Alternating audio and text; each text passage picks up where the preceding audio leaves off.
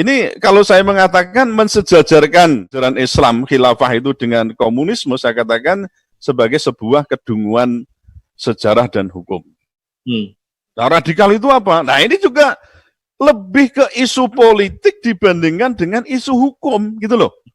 Coba Anda cari tentang radikalisme ada di mana? Luang kita itu kalau nggak radikal, nggak merdeka kok. Kita kalau nggak radikal tidak ada penumpasan komunisme. Kalau kita nggak radikal tidak ada reformasi. Ada kemungkinan besar Indonesia itu akan mengcopy paste apa yang terjadi di Cina. Gitu loh. Jadi politiknya otoritarian, kalau perlu partai yang berkuasa, tapi ekonominya kapitalisme. Nah, posisi Pancasila di mana sekarang?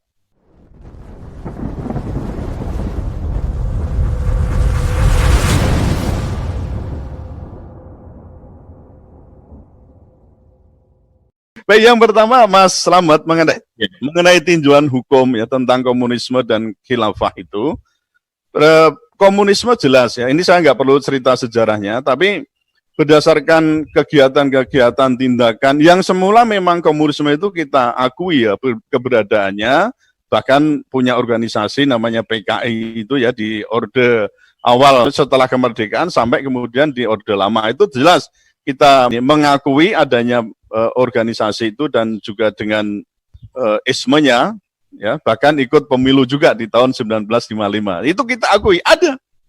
Waktu itu saya ya maksudnya dari sisi orang muda ya saya juga berpikir loh kalau komunisme itu jelas itu ya punya karakter materialisme, kalau ditarik langsung ke filsafatnya berarti ada unsur ateisme di situ. Lah kok ya bisa waktu itu diterima menjadi ya ideologi yang dianut kemudian bahkan menjadi organisasi politik yang besar. Ini ceritanya piye gitu loh waktu itu ya. Tentu kita nggak terlepas dari pertarungan waktu itu bagaimana kita menghadapi kapitalisme Amerika dan Inggris terutama waktu itu. Nah, komunisme karena kegiatan yang pernah dilakukan terutama lewat PKI itu ya, lewat organisasi PKI sampai pada titik tertentu jelas itu menjadi ideologi yang terlarang.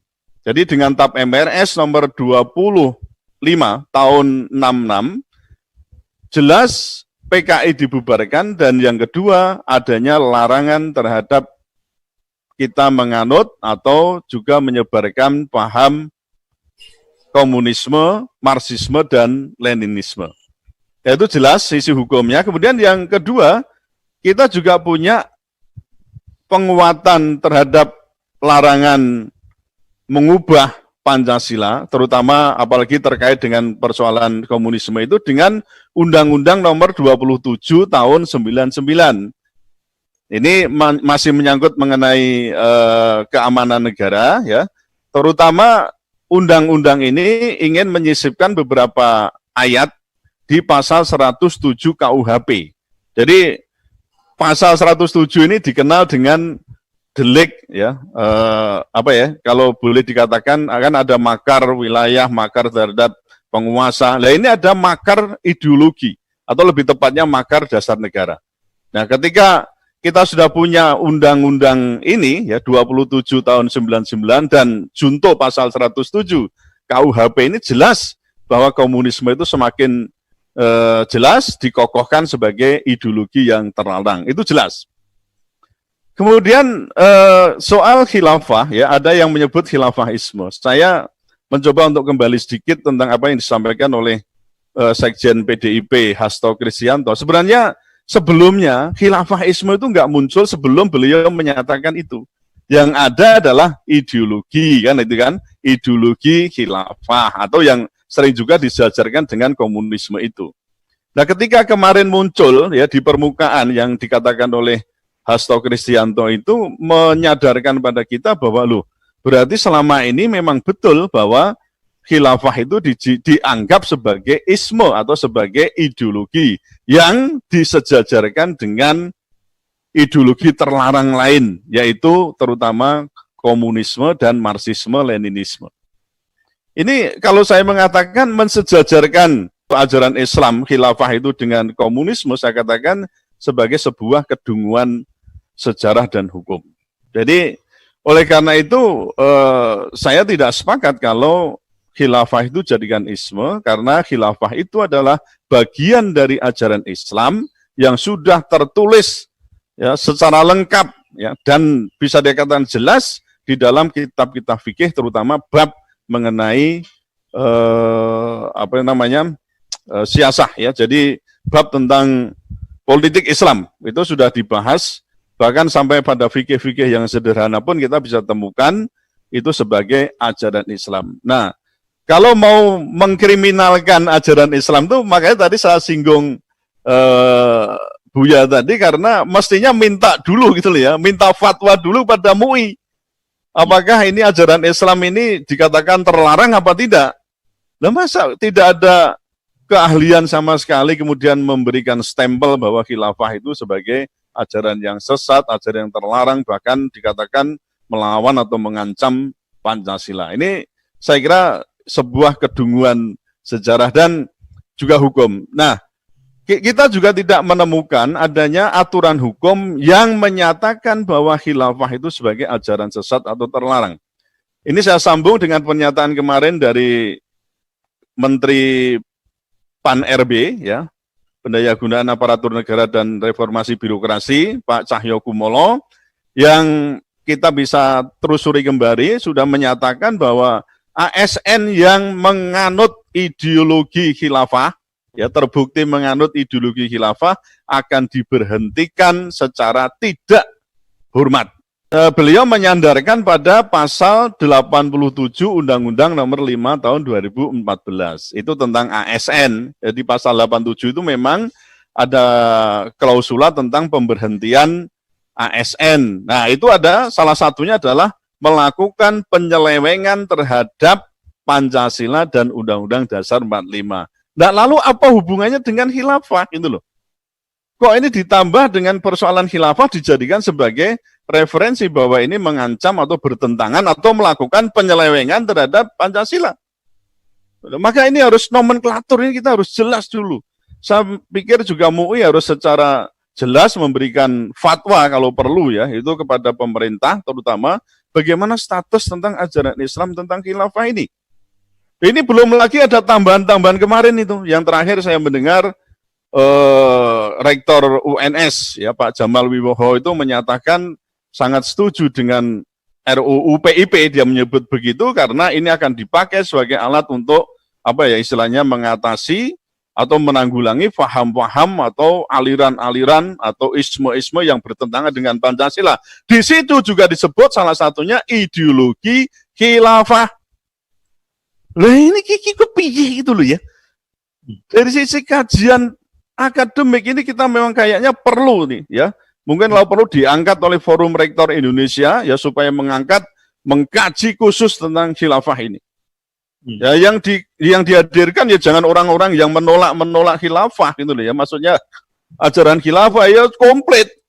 Ya, yang dari yang menolak, yang dari yang pro dan seterusnya, MUI dihadirkan, semua elemen masyarakat dihadirkan untuk bicara dalam forum itu. Bagaimana dikaji secara kelembagaan, secara agama, secara politis, secara akademis, supaya ini clear. Kalau tidak, ini selamanya kan begitu terus, Mas Slamet. Jadi posisi khilafah yang dikatakan isme itu akan terus ya dihembuskan, dijadikan isu bahwa ini adalah ajaran atau boleh dikatakan isme yang terlarang yang disejajarkan dengan komunisme.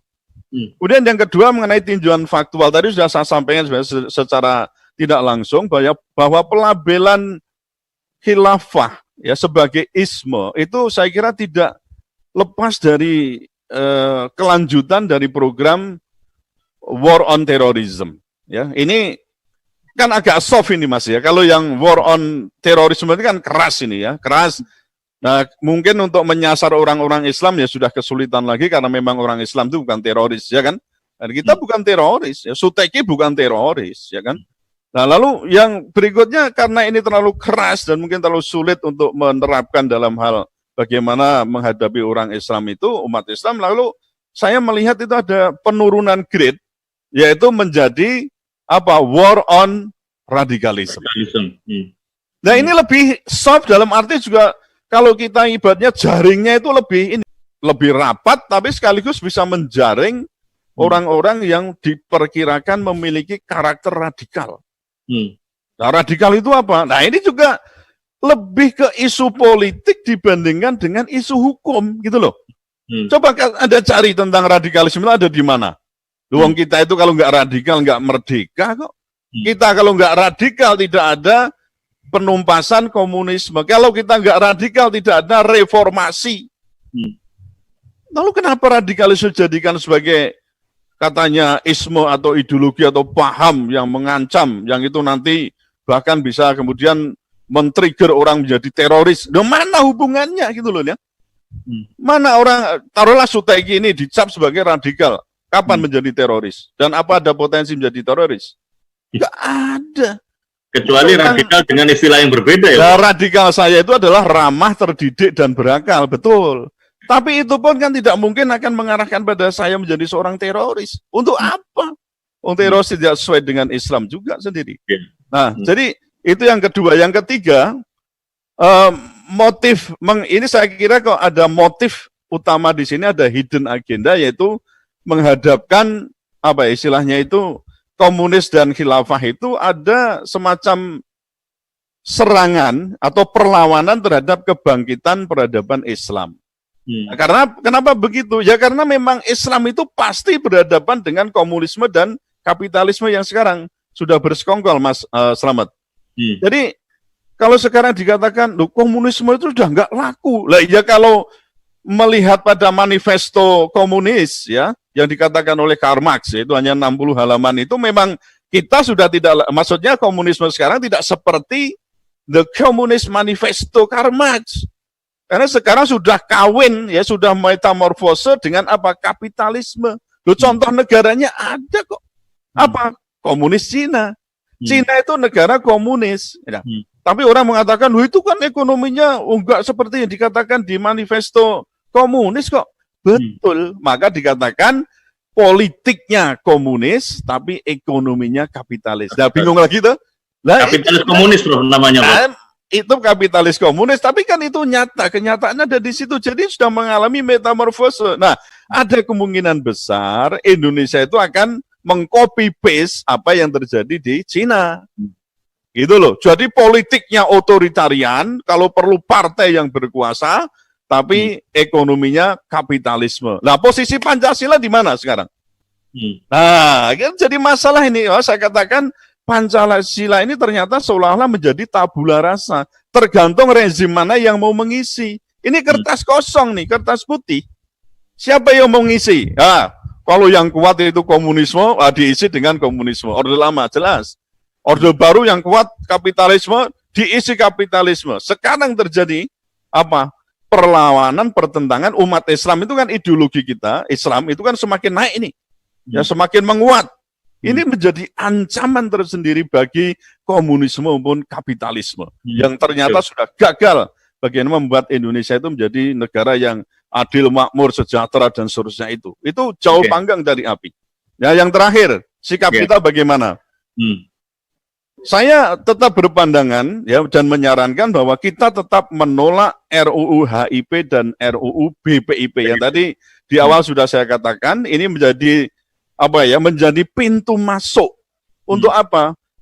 Pertama, BPIP itu akan menjadi lembaga yang punya otoritas tinggi untuk mengontrol masyarakat atas nama Pancasila dan negara. Coba Anda bayangkan ketika nanti sudah di-create, oh ini loh jenis manusia Pancasila, sesuai dengan ideologi Pancasila. Ini loh masyarakat Pancasila. Kalau sudah begitu, ini akan berpotensi menjadi apa? Alat untuk ngebuk lawan politik. Gitu loh. Yang tadi katakan, oh ini itu dia khilafisme, berarti ini radikal, ini macam-macam. Itu yang jadi masalah besar. Nah, kalau nanti ini lalu ada ditambah dengan undang-undang haluannya, coba. Karena ini masih ada loh Mas Slamet ya. Jadi nanti BPIP itu menurut saya akan dibahas lebih dahulu dan kemudian akan menjadi apa ya, meskipun ini tidak masuk prolegnas, ini juga aneh juga ini. Jadi memang ada kemungkinan ya sesuai dengan pasal 23 Undang-Undang 15 2019 itu kan mengenai perubahan Undang-Undang nomor 12 tahun 2011. Itu ada kemungkinan menyusulkan RUU di luar prolegnas, tapi ada syarat-syarat yang rigid, terutama kemendesaannya bagaimana dan seterusnya. Berarti ada dua produk legislasi ya. Nah, yang sekarang ini, jadi RUHUIP sendiri kan tidak pernah dihentikan dan tidak pernah ada pernyataan untuk dikeluarkan dari prolegnas. Bahkan dikatakan bersama 37 RUU yang lain itu menjadi RUU prioritas gitu loh, Mas. Nah, ditambah dengan yang tadi RUU BPIP. Di luar jalur prolegnas ya. Nah, di luar jalur prolegnas. Makanya ini tentu harus mendapatkan kajian yang juga. Tapi dua-duanya ini menurut saya harus kita tolak ya, karena itu nanti akan semakin menambah keruutan itu, dan prinsipnya kalau menurut saya kok penguatan aspirasi kita bahwa BPIP itu harus dibubarkan harus semakin kuat, karena dia sebagai epicentrum dari carut-marutnya perbincangan tentang politik dan ideologi kita ini.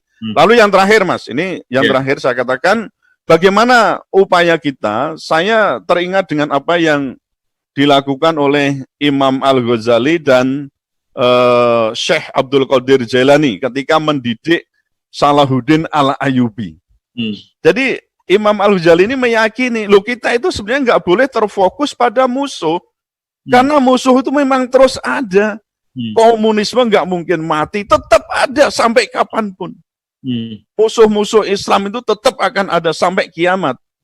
Nah, kita tidak boleh terpaku pada gerak lengkah atau boleh dikatakan gendang yang ditabuh oleh musuh. Tetapi bagaimana kita memperbaiki atau fokus pada perbaikan diri sendiri, sehingga seorang Salahuddin Al-Ayyubi itu kan menjadi seorang yang bisa dikatakan generasi yang disebut dengan creative minority. Nah, creative minority itu punya karakter yang pertama kuat ibadah, pecinta ilmu, kuat akidah dan zuhud. Itu sementara yang bisa saya sampaikan.